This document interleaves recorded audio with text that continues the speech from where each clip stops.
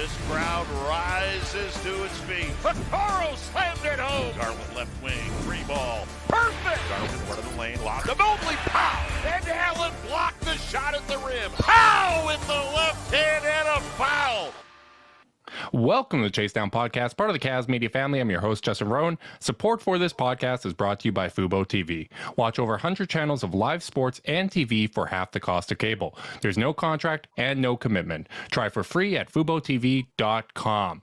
We've got a great episode for you guys today, and joining me is my co-host who decided to upstage his own podcast just an hour before we record with the announcement that he is going to be a father for the second time. Congratulations, Carter. How you doing, buddy? I'm doing well, buddy. It's not news to me, so thank God. Thank God it's not news to me on the day I announced it. So, whole family's getting ready to go. Poor wife's sick as a dog, but she's fighting through.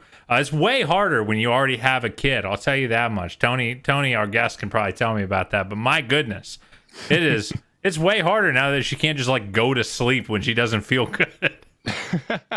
Well, the Cavs aren't the only ones making additions. Apparently you are too. So congratulations. Love you, buddy.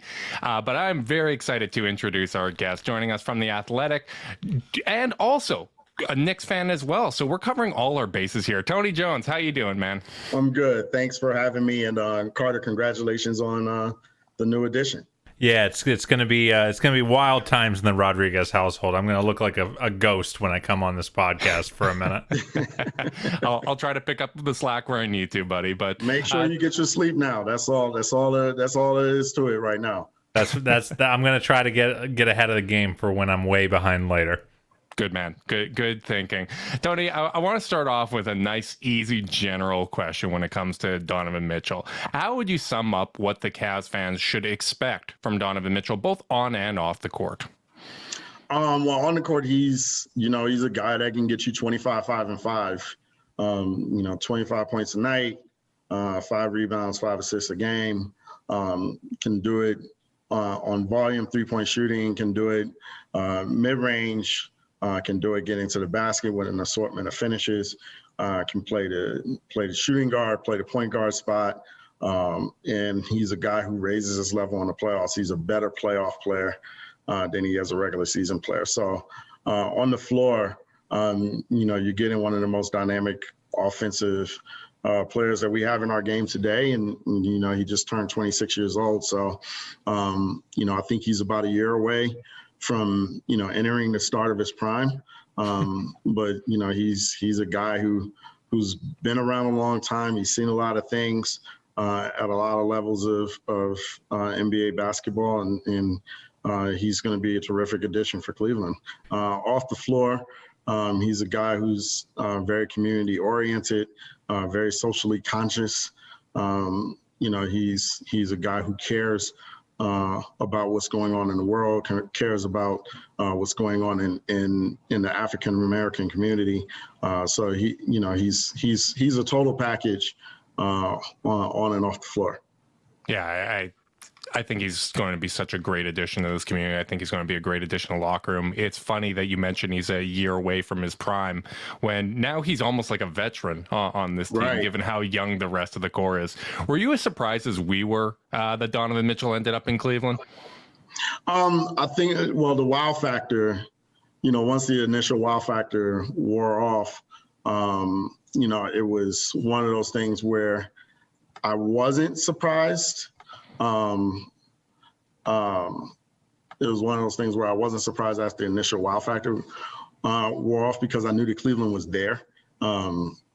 Cleveland initially made an offer about a week and a half before, the whole RJ Barrett extension thing went off, and that initial offer did not have Ochai Agbaji in the offer. I knew the Jazz were going to go back to Cleveland. I knew they were going to ask for Agbaji.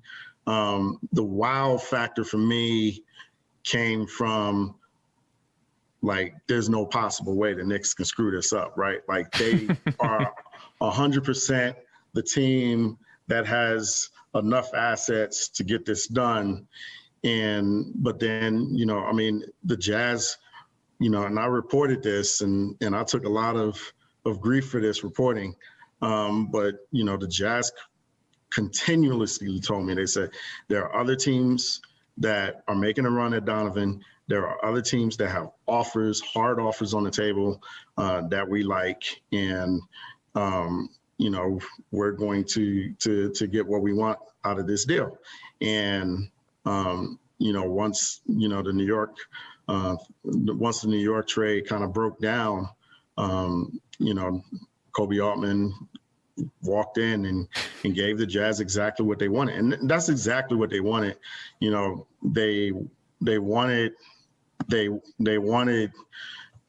3 unprotected first-round picks. They wanted a couple of pick swaps. They wanted all of the unprotected picks to be pushed out as far as possible. They wanted young guys, and they wanted guys that they could develop, and they got all of that. Check. Right. They got all of that in the package from Cleveland, and it was more than what New York was offering. So from that perspective, I wasn't surprised, but man, it was, once you saw it and you were just like, wow, like Cleveland actually came in and stole them. This feels like the 400th trade between the Jazz and the Cavs in the last 3 years. I mean, we're covering the team as closely as you do. Like, how often do you see those kind of relationship dynamics where it's like, okay, these 2 GMs, or in this case, president of operations, and the case of Kobe Altman, have a good relationship and they like working together? How much do you think that stuff kind of factors into the end result? Yeah, it matters. It means something. The Jazz and the Knicks, it got contentious at the end, and got contentious at the beginning. It got contentious. It was contentious all the way through. So, I mean, you have to wonder, going forward, how much business, are both of those teams going to be comfortable with doing with each other, and the fact is that Cleveland and Utah have been comfortable with doing business with each other. Kobe Altman and Justin Zanuck have been comfortable with each other, and I think that, and I think that this deal, the difference between Cleveland and Utah from Cleveland and New York was that from Utah and New York was that Utah and New York were trying to beat each other, and the difference between Cleveland and Utah, and I don't want to say beat each other, but I think, it was kind of like, okay, who's winning this trade? Who has leveraged this? Who has leveraged that? So I don't think beating each other is the right adjective to use or the right verb to use, but I mean, it felt more like a competition. And Cleveland and Utah with this Donovan Mitchell trade, it felt more like what trades are supposed to be, which is both teams win, right? Like Cleveland gets Donovan, they give up a hefty price, but let's be real about some things. They didn't want Colin Sexton for the long haul, and Lauri Markkanen, as well as Lauri played, he was still playing, square peg round hole. He was playing small forward, to make. To make room for Evan Mobley and Jared Allen. So, just from a fit perspective, it was okay for Cleveland to let that piece go, and that piece, projects to be a major piece for Utah going forward. So, I think both teams, Cleveland and Utah, won in this trade, where it just seemed with New York and Utah that one team was destined to win the trade and one team was destined to lose the trade, no matter which teams they were. I find that to be so interesting, and it was something that we heard after the Jared Allen trade. We heard that after the Drew Holiday trade, where the Cavs got in as a third team, that teams kind of like when they know that they can call up a general manager, whether it's to work as a third team or to have good faith trade negotiations, and there's not going to be a last minute curveball. It's not going to be, okay, we've got this deal lined up, we need Cleveland to be the third team, and now Kobe Altman's asking for another first round pick, right? It's so interesting because because especially in today's kind of sports discourse, it feels like so much is winners and losers rather than reality, which is a lot of teams are at different points of their kind of growth and trajectory. And sometimes you can find these situations where it benefits both sides. And I agree with you. Like, I think the Cavs obviously gave up a big haul, and from a player perspective, I think I kind of like the guys that Utah got from Cleveland a lot more than the potential rumored names from New York. Although I'm blasphemous Canadian here. Obviously, I'm going to be high on those guys, given the fact that I was already so emotionally invested in them. Yeah, I mean, yeah, go ahead. No, go ahead, Carter. I'm sorry. I didn't mean to cut you off. No, I was going to say is, like, I do think, like, this wasn't a situation where it felt like the Jazz had to settle because their preferred outcome didn't happen. Like, they got, maybe RJ Barrett is the biggest name of the players that are thrown in, but it does feel like, just in terms of volume, like Colin Sexton is a legit player who's performed in the league. Lauri Markkanen, a legitimate young prospect, and then they got the 14th overall pick. So it's not like they came away with nothing in on-court value. It's not like this was just about the picks for them, it feels. Well, and that's the thing, the Jazz at the beginning and through the middle of, the negotiations with New York, they wanted RJ Barrett, they wanted Quentin Grimes, they wanted Obi Toppin. They were going to accept a trade package that only had RJ Barrett, which is more confounding that New York didn't get it done for me, because New York would have been able to get it done without surrendering Quentin Grimes and Obi Toppin, 2 of the 3 guys that they were really trying to keep out of the trade, for most of the time. If this trade had been RJ Barrett and one of Quentin Grimes and Obi Toppin, then you probably go with, the Knicks package in terms of players, just because of the fact that RJ Barrett right now is the one that's probably on an all-star trajectory. But, RJ Barrett and Emmanuel Quickley, versus Colin Sexton and Lauri Markkanen, I'm taking Colin Sexton and Lauri Markkanen, because even though of the 4 players, RJ Barrett is the best player right now, Lauri Markkanen and Colin Sexton are 2 guys who have proven to be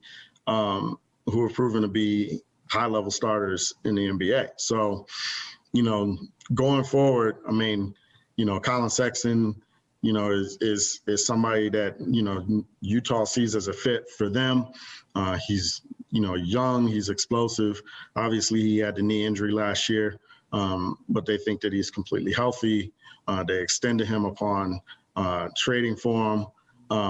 And, Colin Sexton is, as well as I do, he's a competitive kid that always plays with a chip on his shoulder. He's going to play like he's got something to prove.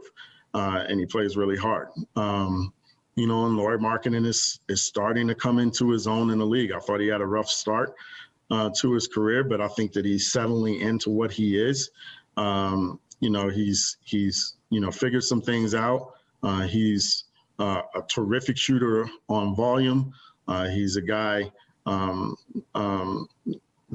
I think is headed for a little bit of a breakout. So, it'll be interesting to see, how they fit in with the Jazz, how they fit in with a new coach and Will Hardy, a new system, almost a brand new roster.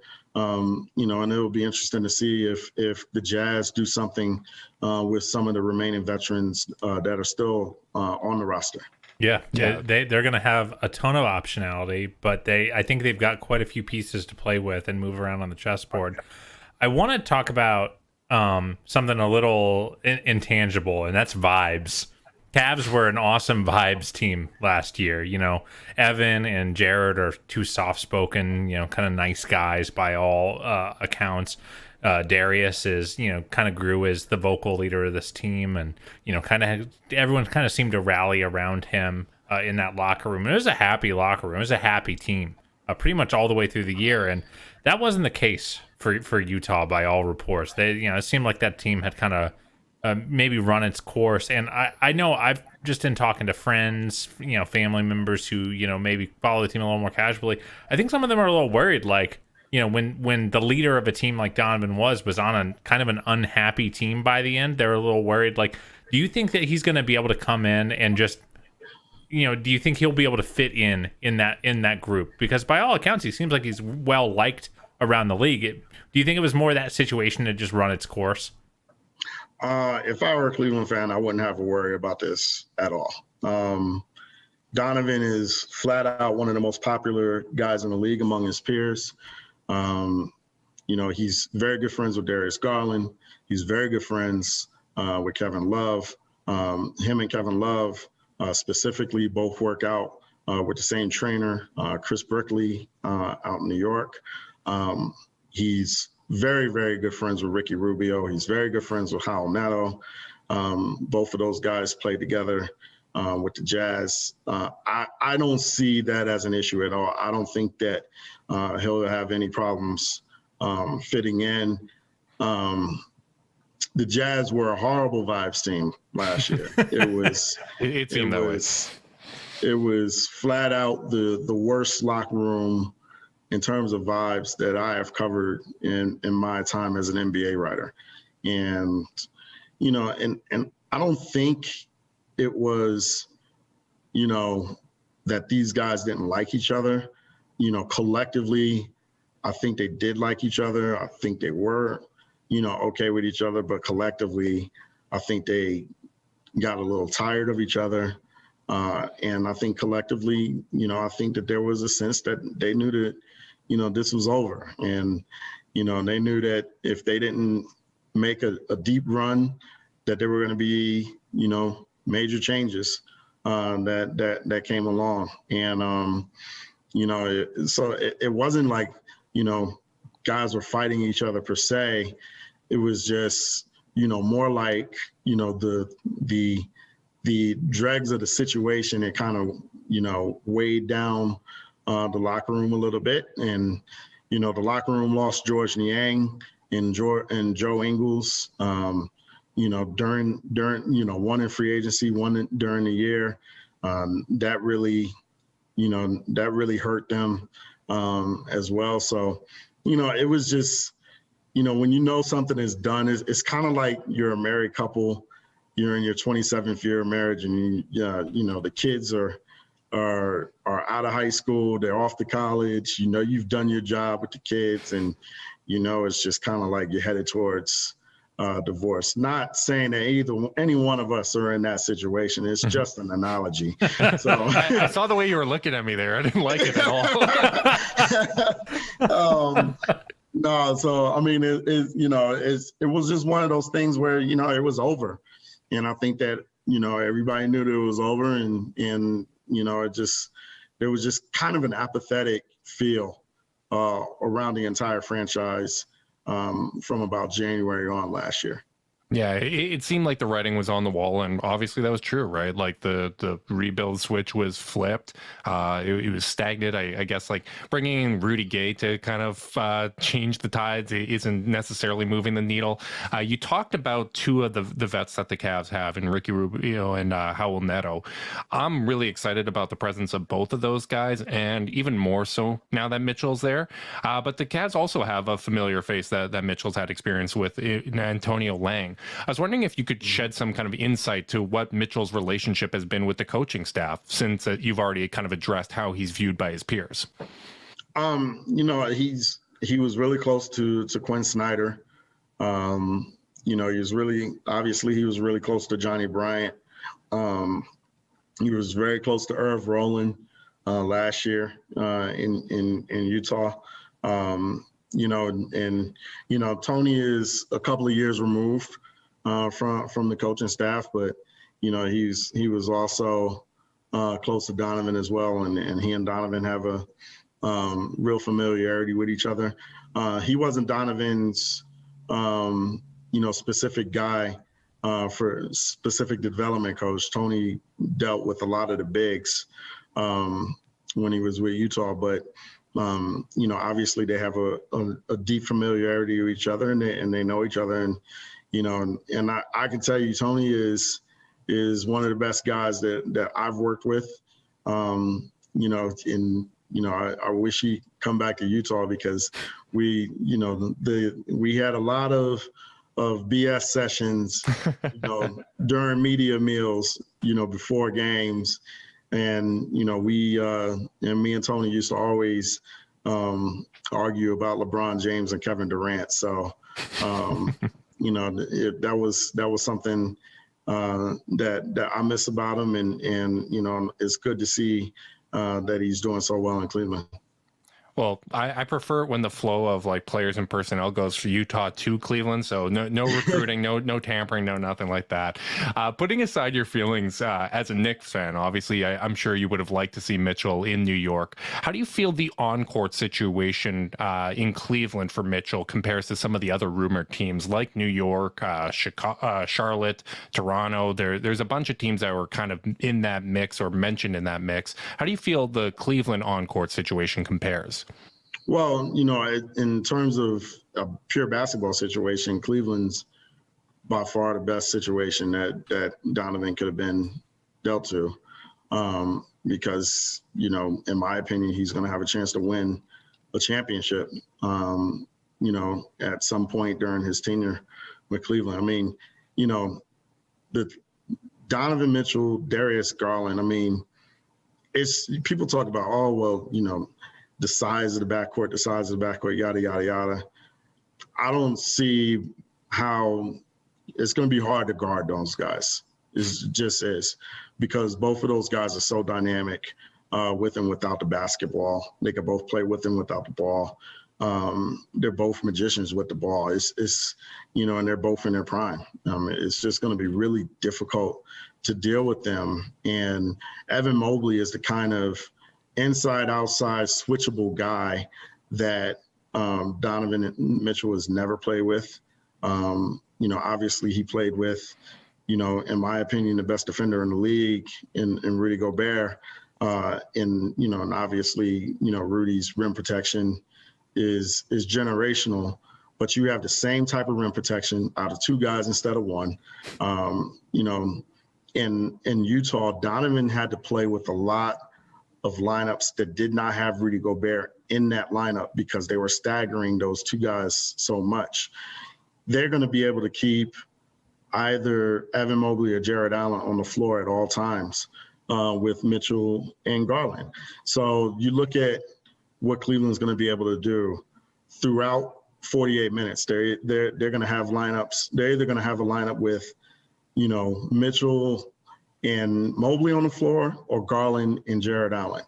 And when you build for 48 minutes around those two lineups, you're just going to win a ton of games because, they're going to be able to crush second units with those kind of lineups. So, I think that, for now, I think that Cleveland's a top 6 team, but as some of these teams that are going to be above them start to age out and these guys start to come into their own, I think Cleveland's going to have a chance at some point in the next few years to not only win the Eastern Conference, but win it all as well.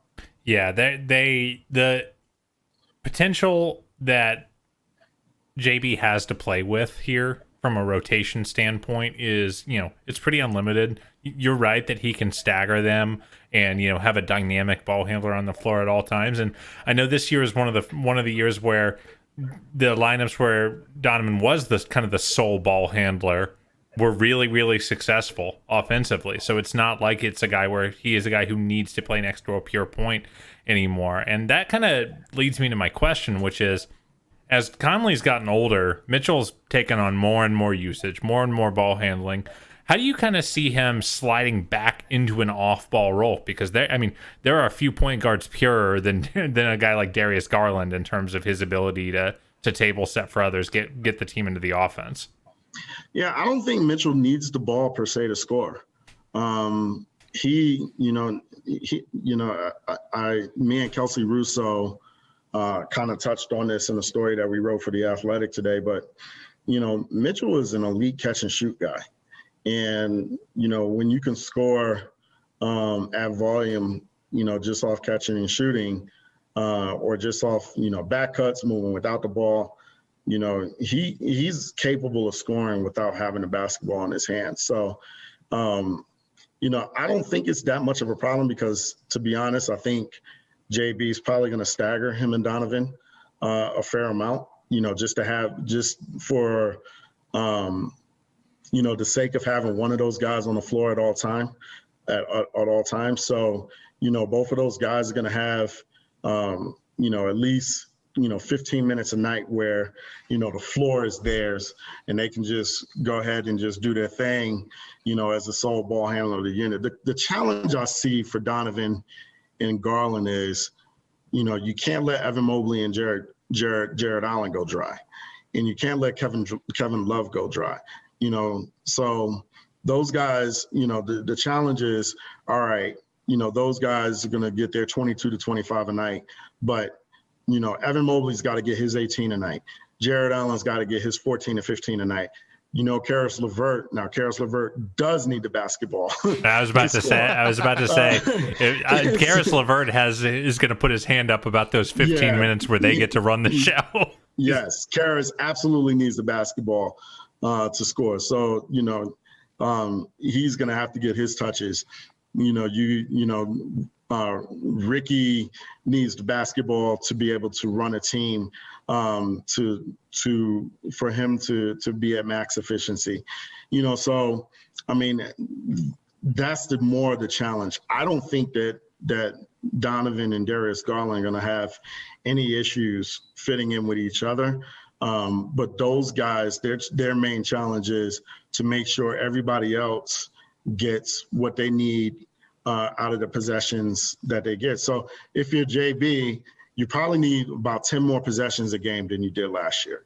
And, so that's probably his challenge a little bit, to go a little bit faster, to create and manufacture more possessions.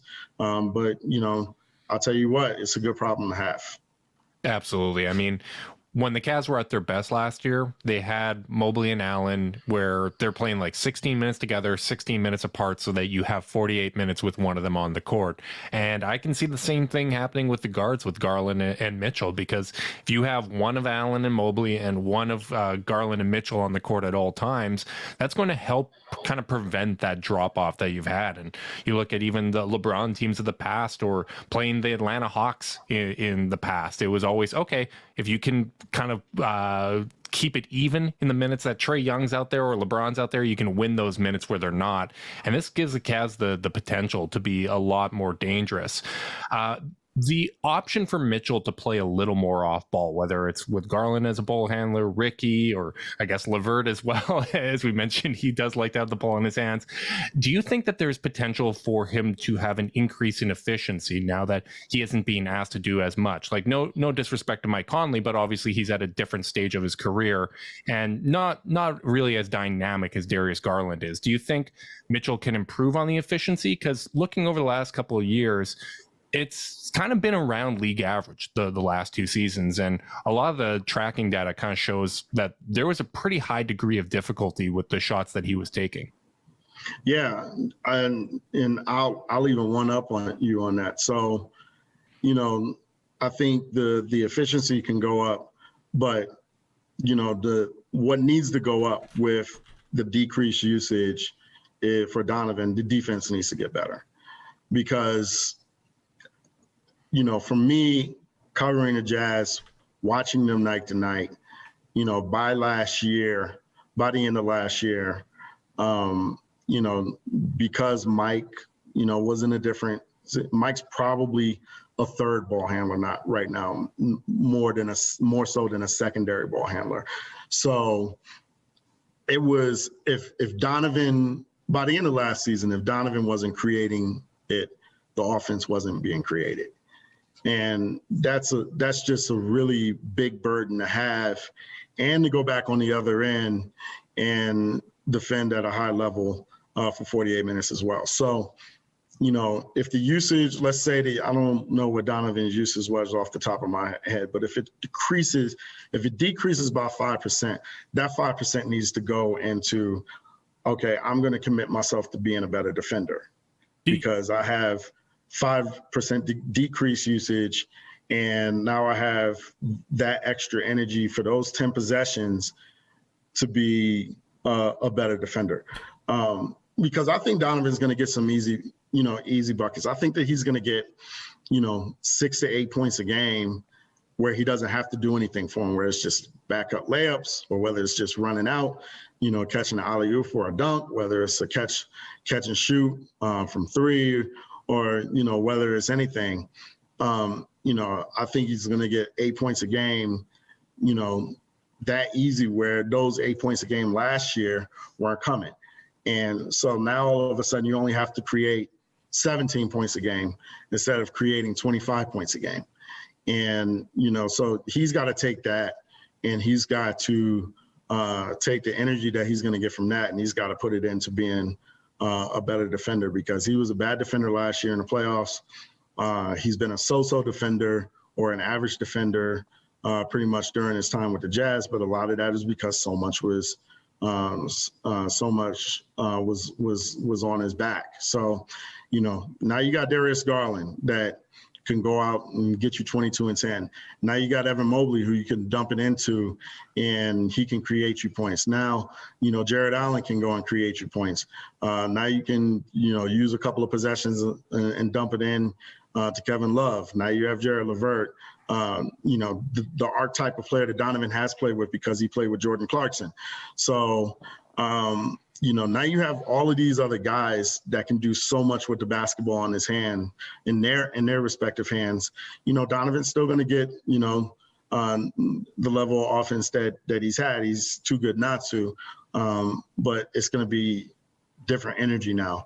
And so now his challenge is he's absolutely got to become a better defender if Cleveland is going to get to where they want to go. I want to ask this about a guy like Donovan Mitchell, because this is what happens every time a high usage guy with a bad defensive reputation goes to a team where he's got more help, is everyone just assumes that they're going to start trying more on defense because they can reapportion the effort. But sometimes that's a hard faucet to turn back on. Playing defense is really hard. Kind of sucks sometimes. It's not always glamorous. Do you think he's the kind of guy who, he was getting roasted on Twitter during this year's playoffs for his effort on the defensive end? Do you think he's the kind of guy who is going to kind of take that challenge? Because I think I said this in the immediate aftermath of him getting traded, is yes, he should, be reapportioning that effort, but will he, in your mind? Well, Donovan is one of the most self-aware athletes that I've covered. He's a guy who's not afraid to admit his faults. I'll tell you, he wasn't in great shape last year, and he knew that. And he's, you can go to his IG, and he's doing, track and field workouts. He's dropped weight. He's doing stuff that's aimed at being better conditioned. If a game, if the Jazz lost a game where he felt that it was his fault, or there was something that he didn't do, he's the first person to say, I've got to be better at this, or I've got to be better at that. So he's very self-aware, and he knows, he wasn't good enough last year. And I think that he knows he wasn't good enough last year. It's one of the reasons why he didn't publicly ask for a trade, because he knew that he wasn't a good enough basketball player last season to where he had done everything that he could in Utah. So, while he was like, okay, if you trade me, I'm not going to shed a tear. If I'm there, I'm not going to shed a tear. It's fine. I'm pretty neutral about it. I think if Donovan had maxed out last year at Utah, I think that his stance might have been a little bit different. That's really interesting. And I'm encouraged by that. That sounds really, really like the type of personality that can fit in well with this Cavs team. And I'm curious to see, having that additional support around them, that's going to make a big difference. And hopefully the reduced load on offense is going to help. And we at this podcast know the value of good support, because support for this podcast and the following message comes from Zoom. 500,000 businesses connect using Zoom, a single platform for phone, chat, workspaces, events, apps, 100% video. Zoom enables real-time collaboration for teams around the globe. Zoom, how the world connects. Well done, boss. Well done. Thank you very Good much. segue. Thank you. Tony, is there an aspect of Donovan Mitchell's game? Like, I wasn't aware of like the situation where he wasn't in the best shape last year. I mean, I don't get to watch as many Jazz regular season games or follow the beat that closely. Is there something other than that you feel like has kind of been either that I guess the general public doesn't really know about Donovan Mitchell that you think Cavs fans should know?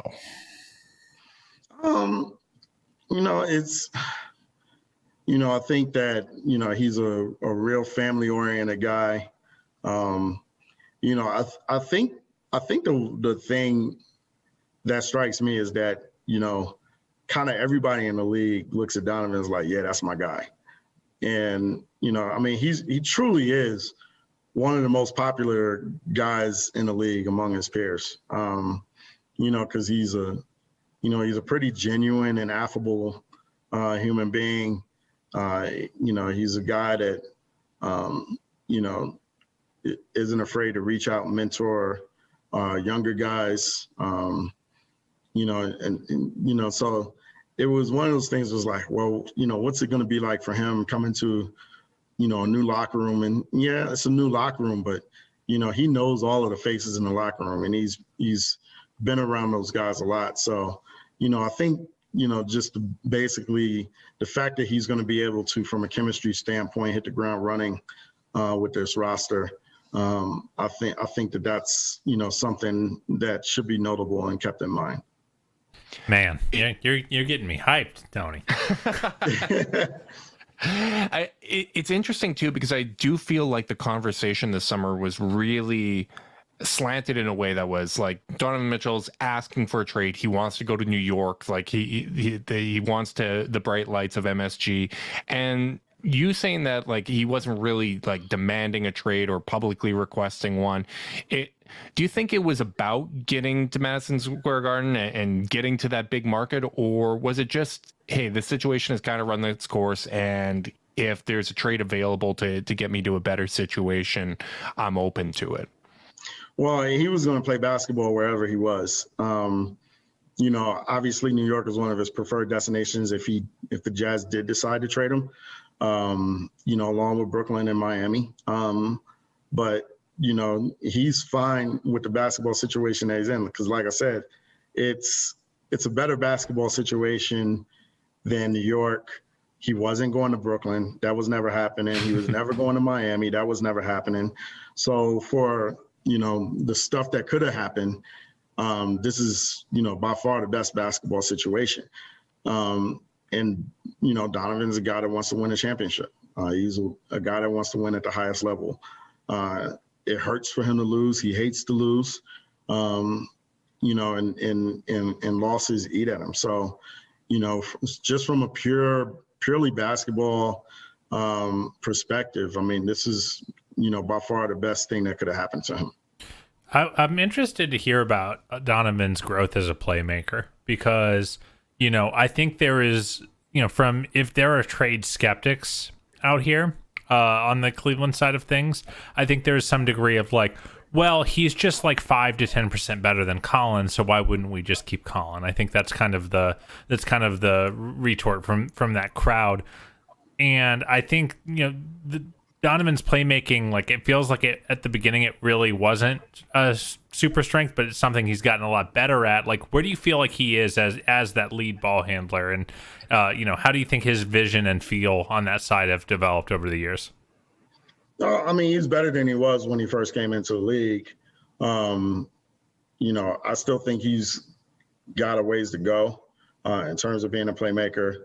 But it's more of, because he's a good passer, but it's more of, like, okay, you watch Ricky Rubio, and Ricky just knows how to run a team. Like, he knows where everybody should be at whatever time. He knows who's hot. He knows that if this guy scored 8 points in the last 2 minutes, well, let's run a play for this guy.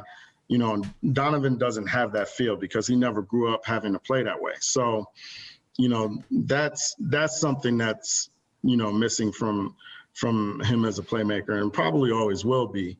But, now he's playing next to Darius Garland and Ricky Rubio.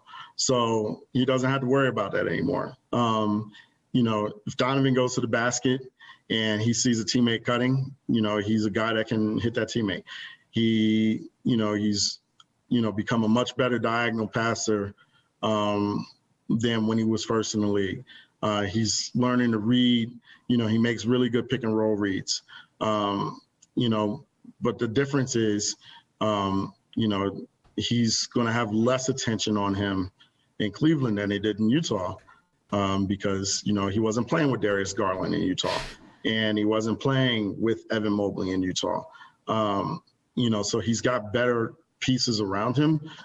So it's going to be different for him in terms of the attention that he's receiving. So, I would characterize him as a good playmaker, not a great playmaker.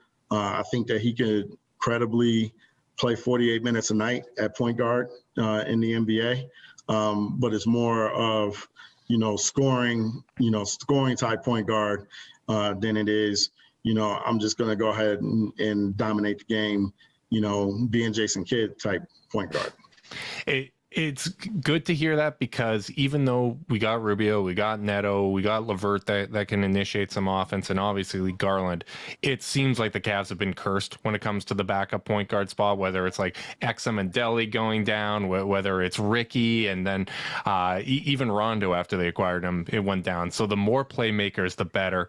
This question's a little tongue-in-cheek, because I know a lot was made of kind of the absence of assists from Donovan to Rudy. Do you think that they're like the pick and roll, not throwing lobs, that sort of thing? Do you think that was specifically about just kind of chemistry within that pairing? Because obviously the Cavs probably are going to run a fair amount of that with Evan Mobley and Jared Allen, and those guys are both very good lob threats. The funny thing about Donovan is that he's horrible at throwing lobs.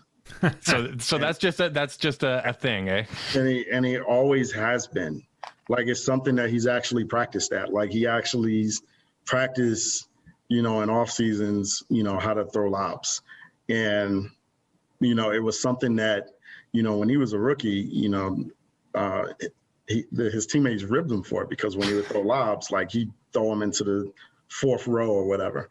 And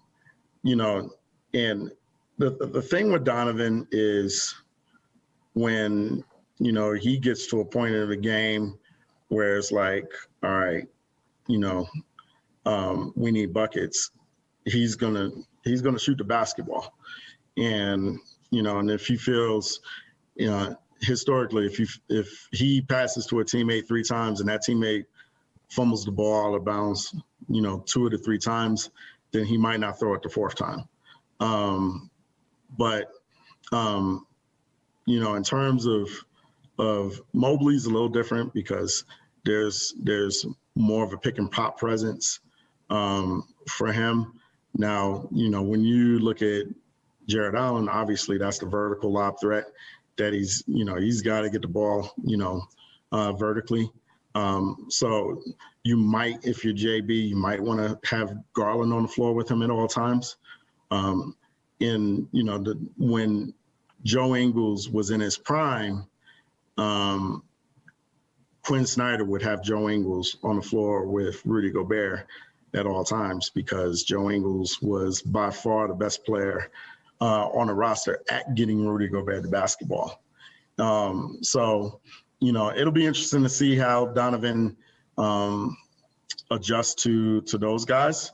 But yeah, that is definitely something to keep an eye on. The nice thing, at least in my opinion, is Jarrett and Evan both are really, really high touch finishers, even when they're not dunking the ball. So, as long as he's giving them solid interior passes, even if he's not hitting the perfect lob, I think his margin for error is a little bit better with those two around the basket. But yeah, it is interesting to hear. And it's actually good to know that he is just straight up not a good lob passer, because at least he can catch them, right? Yeah, at least he can catch them. And actually, I did want to ask about this. You accidentally set me up great. So, Tony, a lot of players that go get on SportsCenter for highlight dunks don't tend to be like actually above the rim finishers. They just happen to get a runway every now and again and can kind of go nuts. It feels like Mitchell is a guy who really uses his explosiveness when attacking the basket on a like night to night basis. And that's something that I think the Cavs have needed for some time. Can you talk about him a little bit as a rim attacker? Yeah, I mean, you get him on a fast break, you can he'll finish above the rim for you there. He's a guy that can finish in traffic. He's much more of a 2-foot jumper than he is a 1-foot jumper. But I think the thing that makes him unique is that he's also a tremendous under the rim finisher.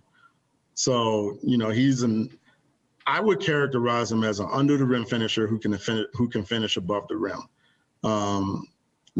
Because you see when he gets into the lane, he's got a 6'10" wingspan. He's got a ton of ways to get shots off. He's got great footwork. He's got explosion.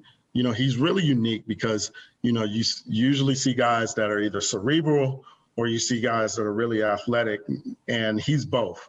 Like he has, a tremendous first step, but, if you cut that first step off, he's got, a dozen counters, and he can finish with both hands. He can finish above or below the rim. He's, got a really good floater. He's got a pull-up game. I mean, he's really got a whole package offensively. And then, he caps that off by being a really, really good three-point shooter as well. So, there's just a number of things that he can do offensively. I'm so excited for this fit. This season couldn't get here soon enough. I saw it's 45 days until the regular season for the Cavs, which is very fitting for this Donovan Mitchell episode. I want to be respectful of your time, Tony. But before we get you out of here, I just want to ask, with the 3 players coming from Cleveland to Utah, I know myself and a lot of other Cavs fans are going to be investing in those guys and rooting for them to do well. Do you think that they kind of have a future in Utah, or do you think the front office is still going to be kind of evaluating of a lot of options and looking to maybe collect more assets? No, they really like Colin. They really like Lauri Markkanen. They love Abaji. We do too. I'm heartbroken that they pushed. I think we were most sad about him. Yeah, they wanted Abaji. He was at the very top of their draft board. I know they didn't have any picks, but he was at the very top of their draft board. I mean, they absolutely love Abaji. And it was, I asked a member of the front office the other day, I said, man, you got 1 million guards. How are you going to get, Ultra on the floor? And he was like, oh, trust me, we'll get him on the floor. And, I'm in the middle of a dynasty fantasy basketball draft right now, so that's good for me to know. I would fade him for now because you don't know. He's going on the taxi squad. Don't you worry. He's going on the taxi squad. I've got a little third pick. Justin, you are a degenerate. Listen, if the season goes the way we think it's going to go by February, trust me, he's going to be on the floor. Right. So, they really love him. They love his. They think that he's got real ability to contribute right away. I thought he was one of the best players in college basketball last year. Guys 6'6", 6'7", with that kind of body, that kind of athleticism, 40% three-point shooter potentially on volume. The question for me with Abaji is he going to develop his handle enough to be able to score off the dribble? And if he does, then you might be looking at a potential star. Yeah. But even if he doesn't, you're looking at a really, really solid 10-year 3-and-D guy. The Jazz really like all 3 of those guys, but it'll be interesting to see what happens going towards the future. But for now, I think that you gotta think that, they're a part of their timeline and what they want to do going forward. Well, I'm happy to hear that, and I know from Colin's perspective, he's going to enjoy having the floor spacing of Lauri Markkanen and Ochai Agbaji out there. So I'm rooting for this to work out. I want this to be a win-win trade. I want teams to continue to feel good about doing business with the Cavs, that they can find these avenues. Tony, before we get you out of here, is there anything that you got coming up, either feature articles or anything that you're working on that you'd like people to know about? I'm going to be on vacation doing absolutely nothing for the next 2 weeks. Hell yeah. Nice. Well, I won't ask you where. Maybe we can do that off the air. But with the amount of people upset at you online and Knicks fans out there upset at one of their own, I won't try to dox you in that way. I mean, it'd be your own people sometimes, right? Absolutely. Tony, thank you so much. Really, really appreciate your time. This was absolutely fantastic. I feel like I learned a lot. I hope our listeners did as well. Big thanks to everyone tuning in live on YouTube. If you want to support us, you can like, subscribe, click the notification bell so you know when we're going live. If you're listening via podcast, you can support us by leaving a rating, leave a review, subscribe, unsubscribe, resubscribe, and help cook those books. If you want to be part of the Chase Down's exclusive Discord chat, you can send a screenshot of that review to chasedownpod@gmail.com. However you choose to support us, we really do appreciate it. Make sure you guys are staying safe out there. Until next time, go Cavs.